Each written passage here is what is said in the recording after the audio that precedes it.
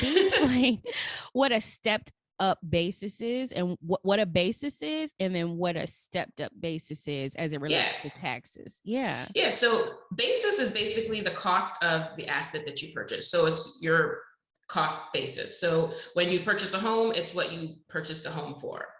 Typically, basis comes into play when you are going to sell the home. So your selling price less your basis is going to give you what your gain is going to be. So that's typically how it works. Selling price less cost is going to be what the gain, either a gain or a loss. Step up basis is now something that is built in when you send the property to the generation below you through an inheritance. So if I purchased a home for 100,000, that would be the basis. If I decided to sell it for 200,000, my gain would be 100,000. But let's say my home appreciated in value and now it's worth 200,000, but I pass away, so my children are going to get it.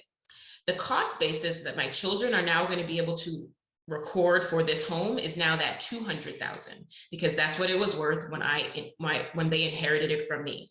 So that difference, as you can see, the 200 versus the 100 would have been a gain, but now that's just built into the asset that my children now have.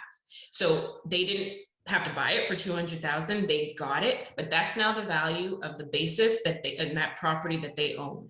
And a lot of people don't realize that that's the important piece that you miss out on when you do a sale to a family member that could inherit the property when you pass on. So what I see in our community a lot is that they think that they're doing the great thing because they're getting into real estate. So they know that their grandparents have this home and it's old. And so they say, sell me your home for $1. And you know, it's a great, but they're missing the fact that if you inherit that property, you're saving on the taxes that way, as opposed to you purchasing the property from them, because now that's going to trigger a taxable event because they sold something and now they have the cost and then they have to calculate what the gain is going to be.